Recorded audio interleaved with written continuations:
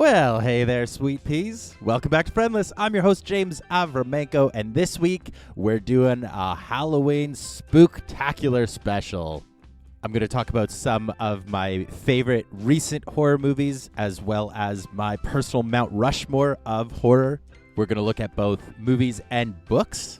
And then to top it off, I've got a couple Halloween-themed listener questions to get to. It's going to be a blast, so let's get to it. Lean back, get comfy, set your volume at a reasonable level, and enjoy my Spooktacular special here on Friendless. Longtime listeners of the show, as well as personal friends of mine, will know Halloween is my favorite time of year. I absolutely love all things horror. I love ooky spooky, and October is just such a perfect month for me emotionally. It's rainy, it's dark, everybody's inside, nobody wants to socialize. It's perfect. I love it. One of my favorite things to do when the weather turns like this is to curl up on the couch and do a little double feature of movies. And this year, 2024, has been a really solid year for horror movies. The genre as a whole tends to be a little bit of a, what would you call it? Almost like a forerunner of trends in the rest of the industry. And it's really exciting to see so much independent horror and so much innovation and creativity coming out of the genre. One thing I've always loved about just genre films in general, but horror especially, is that they are often the realm of the most creative, the most exciting voices. They're often queer voices, marginalized voices, types of artists who aren't necessarily going to be seen in the sort of traditional mainstream movie realm get to express themselves and express themselves incredibly bravely and openly and in just such exciting new ways through horror. I've always found personally that horror gets a really bad rap socially. People think that we're watching these movies or people are creating these movies because they're sick. They're bad people. They're twisted. Who would want to watch movies about horror? About murder and mayhem and all these things. And honestly, to a degree, they're right. I was having a really interesting conversation with a friend the other day about how it is a type of privilege to get to explore these themes from a place of safety. It's a privilege to be able to watch mayhem and gore from a comfortable position, from a place of safety, from a place of expression, when there are so many places in the world right now where that is a literal day-to-day experience. And I agree with that statement wholeheartedly. At the same time, too, I do find that these expressions and these explorations are really helpful for understanding ourselves. Life is a horror show for most of us. And whether that is literal or just emotional, psychological, most of our lives are spent being traumatized and then dealing with that trauma for the remainder of our lives. It's one thing I always have to kind of laugh about whenever I think about the idea of, what kind of horror character I would be. I wouldn't be one who would want to survive, is how I always see it. Like, if I were, in a slasher movie, or if I was in a, alien movie or something like that, I wouldn't want to survive, because having to carry the knowledge that that thing exists in the world would be way too much for me to bear. I already have a hard enough time just getting through my day knowing what I know about the world, let alone if I was like, oh, and also Michael Myers is out there, Still, it is an incredibly fun genre. I'm obsessed with it. And lately, I have had the opportunity to watch a lot of the new films that have been coming out, and so many of them have been really, really impressive. And just, I don't know if they're all going to be like classics that I'll go back to for the rest of my life, but there are a couple that have been incredible standouts that I think everybody, if you are into it, and also if you can handle some gore, are well worth your watch. The very first one I wanted to start with is The Substance. Oh my God, this fucking movie. I'm not somebody who has ever been very into body horror. I saw The Fly when I was a kid, like way too young, and it completely fucked me up. The one with like Jeff Goldblum and all that. And ever since then, I have been really, really reluctant to watch body horror. I'm not somebody who likes Saw. What was the other one? Hostel. I don't like those kinds of movies very much. So I was tentative watching The Substance, but I had heard such good things. I love Demi Moore so much, and I've also had just like a very inappropriate crush on Margaret Qualley ever since seeing her in that, like, it was like some kind of like Dior commercial or something like that, where she just like danced around this palace. It was unbelievable. I remember watching that on repeat for weeks. But so, those two actors together, I wasn't going to be able to miss it. And I'm so glad I did watch it. It's so hard to describe. It's so hard to explain.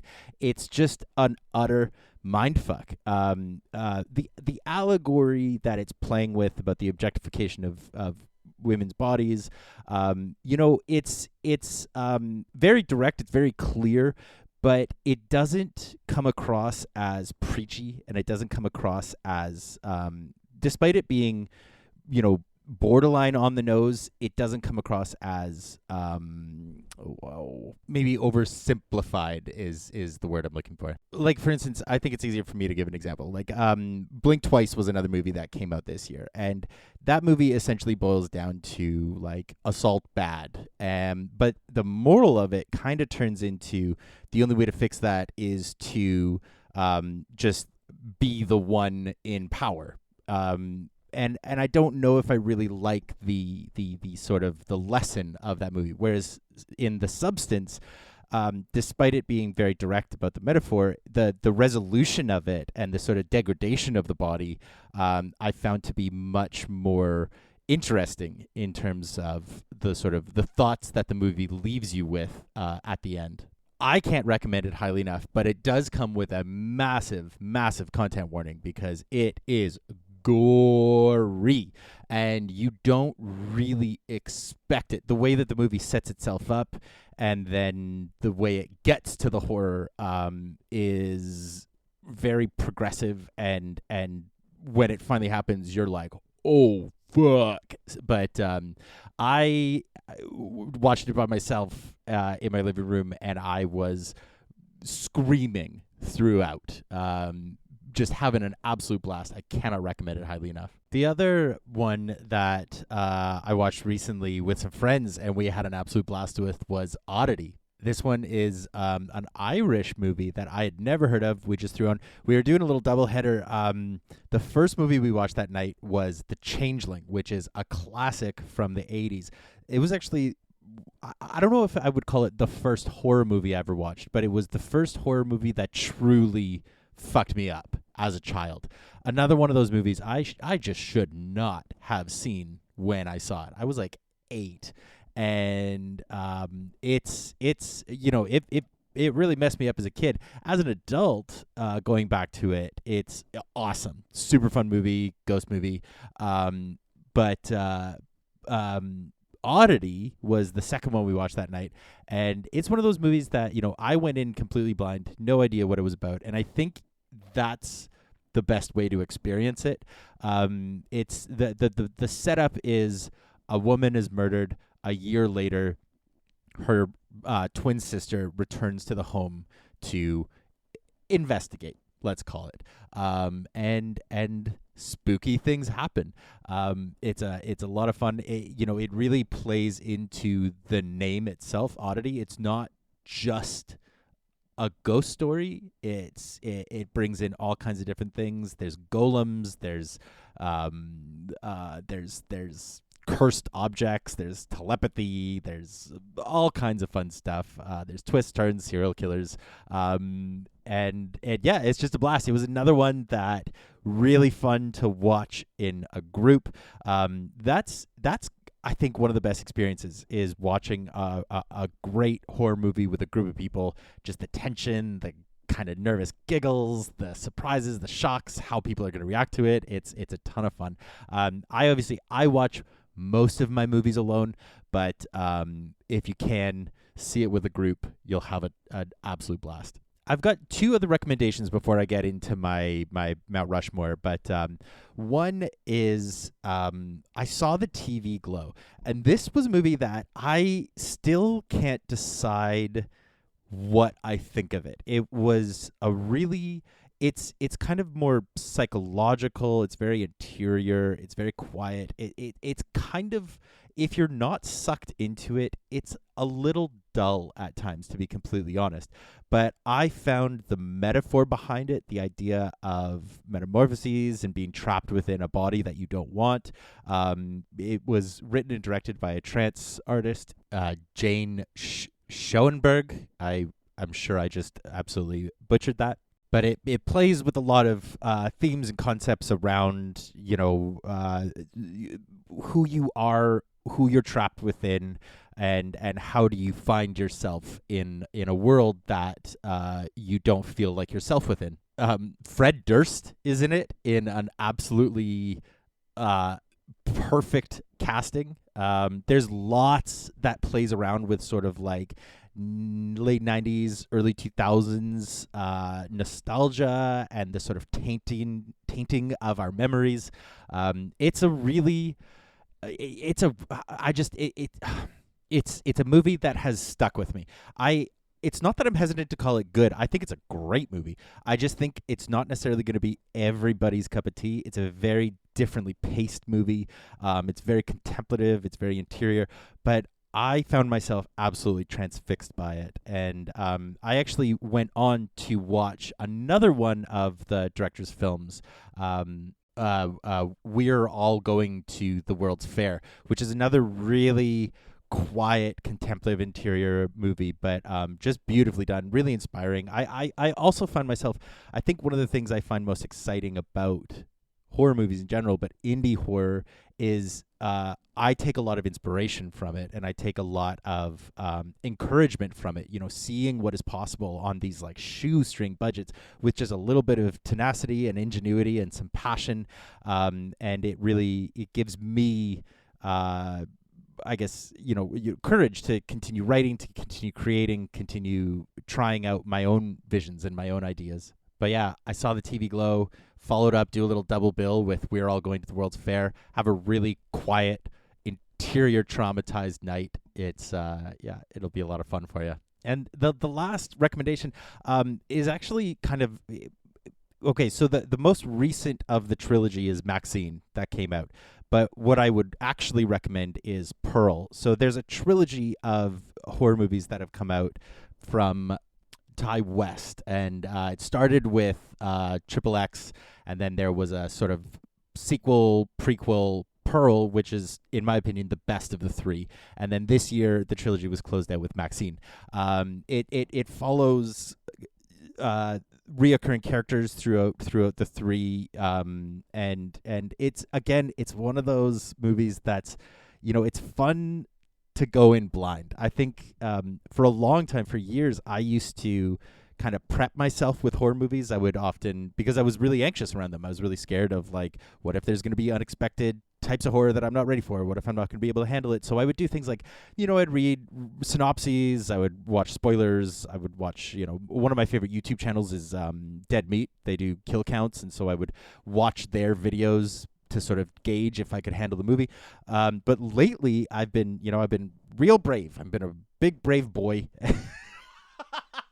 And I've just been going in blind, and it's been so much more fun to kind of rock with the surprises. And Triple X is the very classic setup. It's a group of there's a porn director and his cast, and they have rented a farm to film their latest movie, and it turns out that there are killers on the loose. Pearl follows one of those characters in their youth, and then Maxine picks up with one of the survivors of the first movie, now trying to make it in Hollywood. That's all the setup you're gonna need. The rest is just real fun.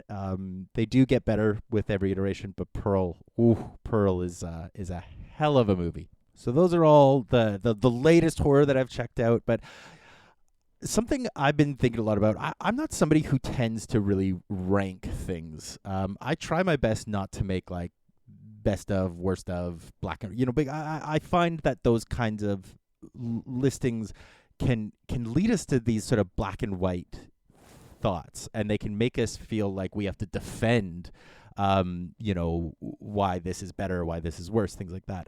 So I've never really been all that interested in it, but I've been listening to a lot of movie podcasts lately, and they've been doing all these different kind of rankings, and I got thinking about my own. My favorite movie at any given time is going to be very fluid. It's going to fluctuate year to year, month to month, day to day. But I sat down and I thought about the sort of Mount Rushmore of horror movies for me. The movies that I'm always coming back to throughout the years. I'm always, I've continued to think about. They've continued to kind of impact me. I hate using the Mount Rushmore image, but there's no like Canadian equivalent. But 4 feels like a good one, because 5 feels overweighted. 3 doesn't feel like enough, so 4 feels like a really, really nice little kind of bridge in the middle. But these aren't in any particular order of best to worst, but the first one is gonna be Silence of the Lambs. I am an utter sicko in that Silence of the Lambs is a movie that I will put on as a comfort watch. It is a movie I can always have on. I can always find something new in. I can always enjoy myself.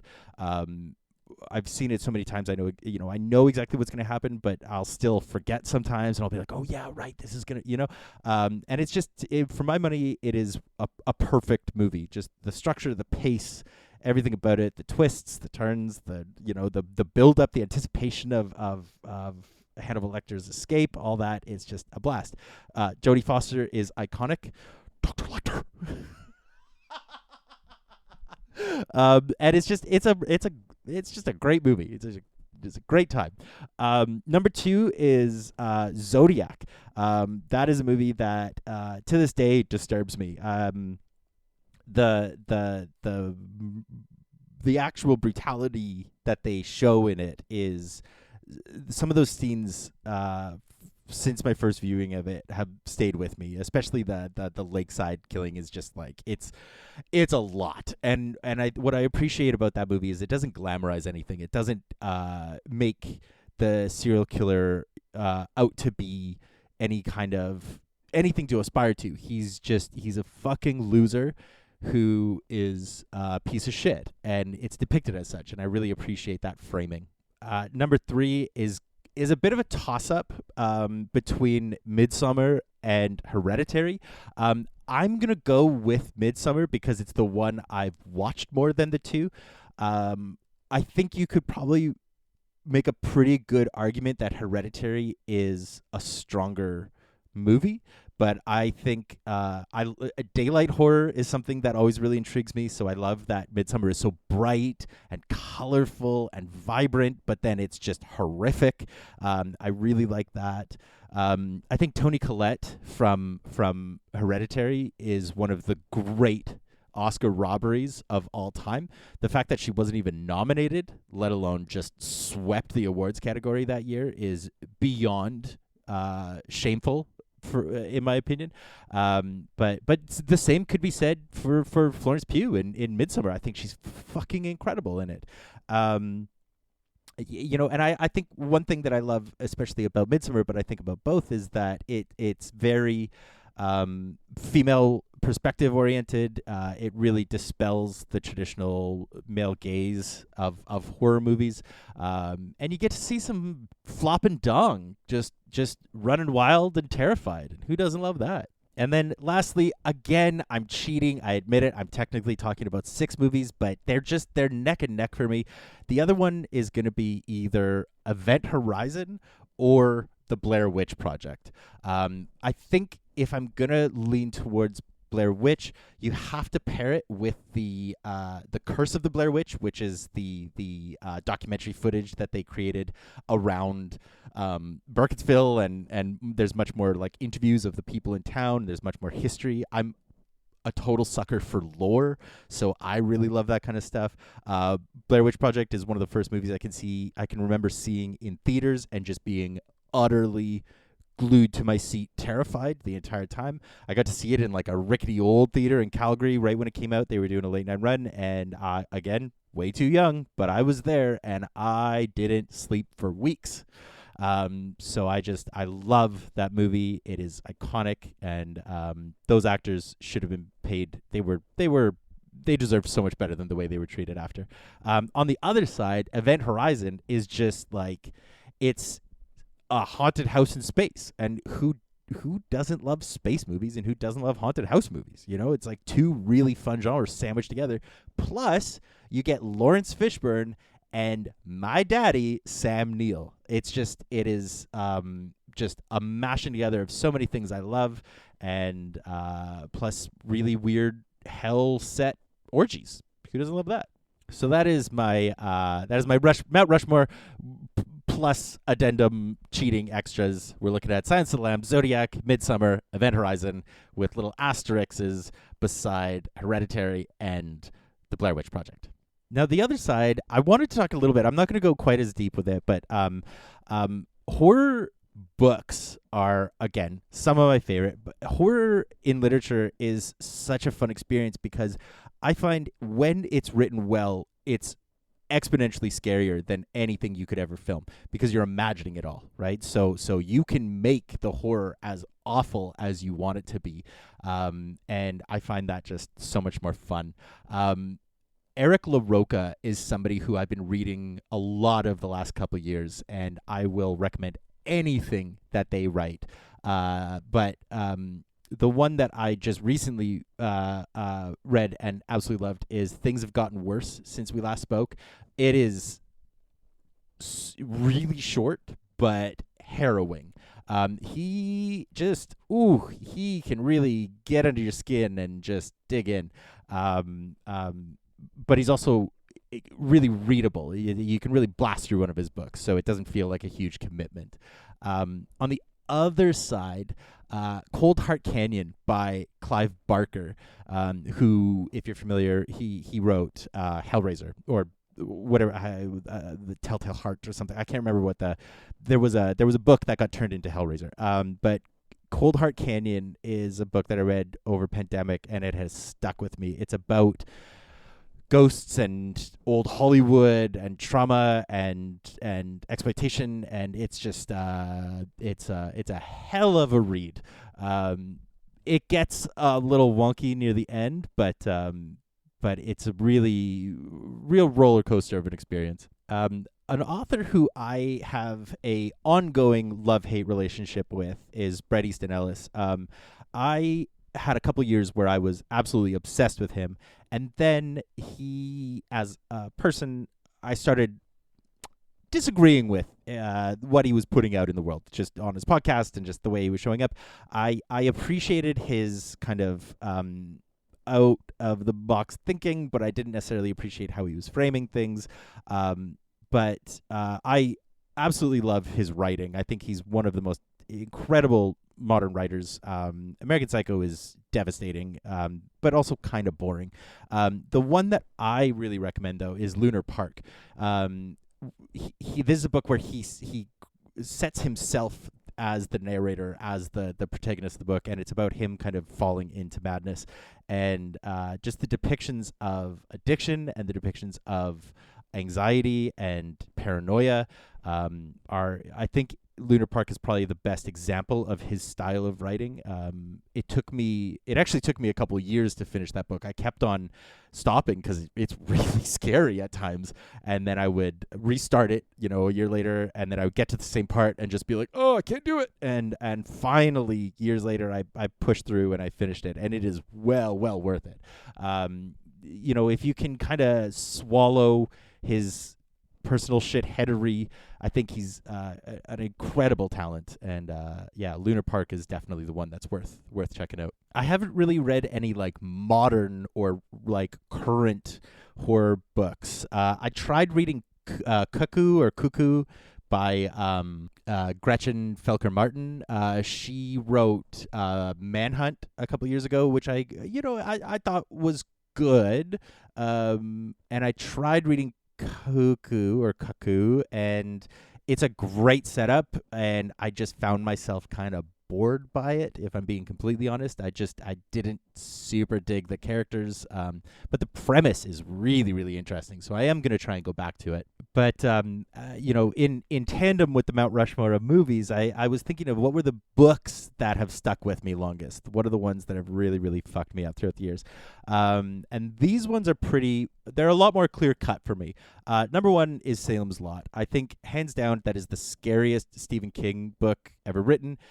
Now, granted, I haven't read all of his books, but of the ones that I've read, Salem's Lot stuck with me. I was reading it while I was living in a 100-plus-year-old house, and the scenes of like the little boy vampire coming to the window and tapping and giggling, I could see that happening in my bedroom, and so it really fucked me up. The Haunting of Hill House, while it isn't by modern standards the scariest book, it is a book that has continued to stick with me because of its ambiguity. I think something I love so much about Shirley Jackson in general is that while you're reading her books, you're not necessarily out and out terrified, but there's just this tension in everything she writes that I think is best exemplified in Hill House. The other one, I think it's called We've Always Lived on the Hill, something like that. That's another one that really stuck with me. I loved, but Hill House is the one that really got me into her writing, and I think is just an absolute classic. Continuing on the thread of classics, another cheat, but Frankenstein and Dracula, both, they're classics for a reason.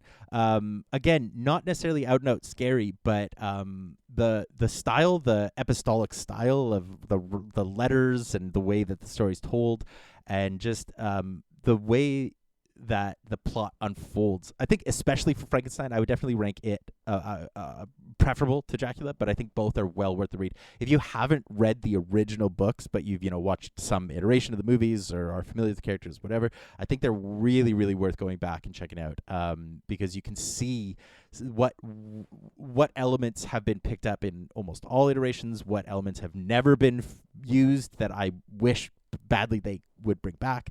But Frankenstein, yeah, that's a wild read. And lastly, this is one that I was hesitant to recommend because I've never finished it because, quite frankly, I've been too scared. Which is House of Leaves by Mark Danielewski. This is a book that actually terrified me as I was reading it. I can't describe it to you. I have no idea how to explain what it is. It's almost like reading a haunted textbook in a way, which was another element of why I didn't finish it, because there's so many addendums and asterisks and appendices and footnotes and all these things that it's kind of a bit of a chore to read. But the actual narrative within the center of the book is terrifying, and it's one of the most acute sensations of horror that I've ever felt as I was reading that book, just literally feeling my body tense up and my like vision tunnel and my like just like actual authentic fear building in my body as I was reading it. I've never truly experienced that reading any other book other than House of Leaves, and because of that I've never finished it, so highly recommend it, but be brave. So those are all my recommendations for you. Movies, books. If you've got a favorite, let me know. There's nothing more fun in October than curling up, watching a couple movies, and then just continuing the horror, getting into bed and reading a real scary book just to really keep the anxiety going. People who say that they relax watching true crime TV shows or like listening to true crime podcasts, they're cowards. Rookie numbers if you're only listening to true crime.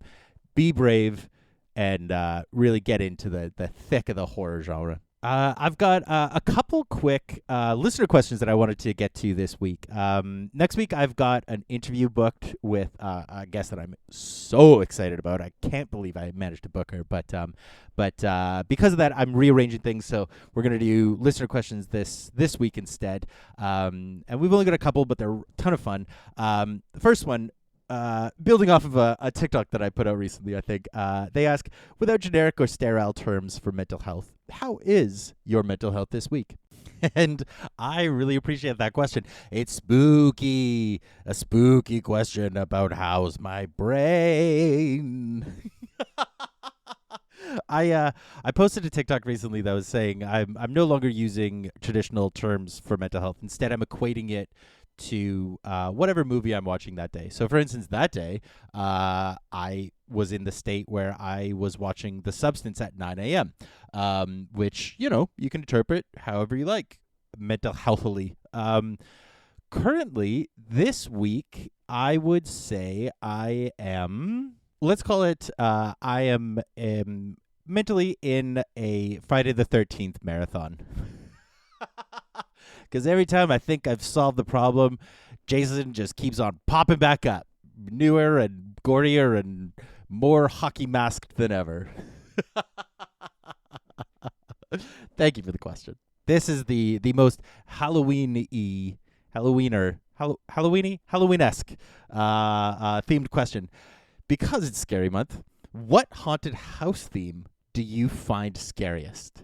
And they give a few examples. Serial killers, clowns, the most awkward moments of your life revisited, constant jump scares, a mirror maze of unrelenting tense music, bodily juices. I love okay, so haunted houses have never really been for me. I've never been much of a rides person. I've never been a roller coaster rider. I like horror because you can sit in your safe little nest and enjoy yourself, and all the ooks and the spooks are on the screen, but you're protected. Whereas roller coasters, haunted houses, you're up in them guts of the thing. So really, haunted houses are just always going to be scary for me. For anyone from Calgary, when I was growing up, there was a place called Callaway Park, and they had this absolutely rickety, terrible. I'm sure if I went back to it now, it would be just like the most bare bones garbage. But the haunted house, when I was a child, was the scariest place on earth. Teenagers would always hide in there and like jump out at you and yell and be generally up to no good. So the initial thought is if it was just the Callaway Park haunted house, that would be scary enough for me. But I think if I, as an adult in my brain, the thing that I would want to be walking around in least would be, something like those Fright Nights where like they have people actively allowed to touch you and like do things to you. I think strangers dressed up as clowns who are allowed to touch and push you. I think that is my idea of hell.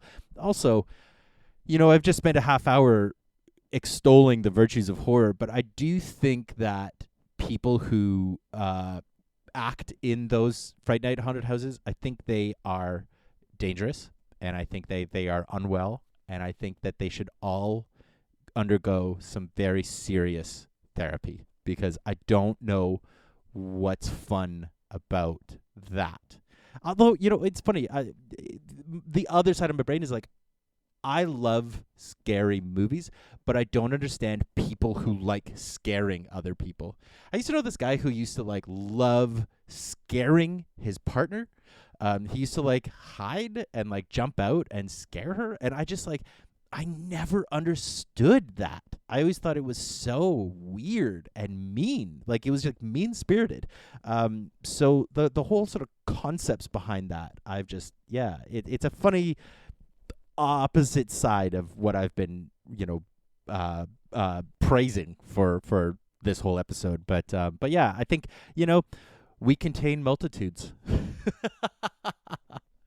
Last question of the week is a great one. What is your favorite WWE entrance theme? And look, that is a big question. that's not a simple one. And as somebody who is neurodivergent, I'm not capable of just giving a clear-cut answer. I mean, Jesus Christ, I've spent a half hour being like, I like this, but also this. Now, okay, there's a couple arguments to be made. I think, obviously, one of the most iconic is going to be something like Stone Cold Steve Austin, The Rock, any of these theme songs that, like, the first note, you're like, yep, I know exactly who that is. That's the mark of a great theme song. But there is this one, it's a deeper cut, especially for people who, like, aren't current fans. There's this guy, Bobby Roode, who has this theme song, Glorious, and it just, like, it's unbelievable. It literally is just a choir singing, like, glorious, and it's the greatest. It just, like, it fills me with so much joy, and it just it's a great time. He's not the best wrestler, but that theme song, my God. There was also this, like, really deep cut one that I loved. There used to be this couple, Mike and Maria Kanellis, and they used to have this song called something like True Love or The Greatest Love, and it was like kind of like a hair metal power ballad. It was like The Greatest Love, and that was another one that the whole gimmick that they had lasted maybe 2 weeks, but that theme song has stuck in my brain for 10 years, and I love it with my whole heart. I'm terrified of, like, somehow getting copyrighted or sued or something, so I'm not going to play those in the episode, but I am going to link them in the show notes. So if you want to listen to those theme songs, go to the show notes and listen, because they are an absolute blast. Pro wrestling theme songs. It's what an incredible art form that comes out of that. It's like you have to get that initial pop, so you have to have that first note where people hear it and they're like, I know exactly who this is, and then you have to maintain the energy of the wrestler, like, coming through the curtain and coming down the ramp and then doing their little poses and their schmooze in the ring, and so it's such a beautiful, intricate dance that comes out of theme songs. I really feel like it is a very, very underappreciated type of composition or art. And it kind of makes me want to think more about it, maybe do a little bit of writing about it, because it's a really fun little subgenre of music.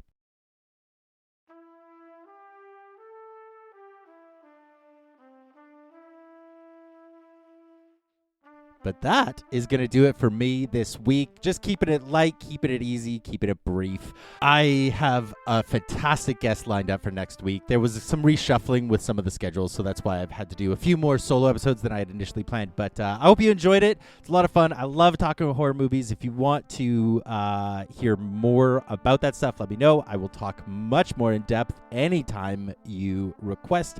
But that's going to do it. I don't really have anything else to add here. As always, check out the Substack. I am getting back in the groove of posting stuff. This week, this month in general, I hit a couple kind of mental roadblocks, but I am getting back into it, so check that out. The links are in the show notes. Sign up. It's free. It's a ton of fun. But that is really all I've got to say. So you know what? I'm just going to leave it here. So I hope you have yourselves a wonderful week, and I hope to catch you back here next week with a brand new episode. But as always, I'm not going to worry about that right now, and neither should you, because that is then, and this is now. So for now, I'll just say I love you, and I wish you well. Fun and safety, and a few spookies, sweeties.